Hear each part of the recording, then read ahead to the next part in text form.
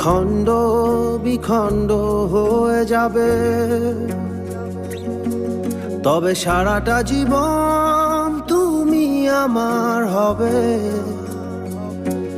বললে কিভাবে, যদি এভাবেই ভালোবাসা খণ্ড বিখণ্ড হয়ে যাবে, তবে সারাটা জীবন তুমি আমার হবে। বললে কিভাবে, তো বলো বললে কিভাবে। প্রশ্নটা উত্তর পায় না,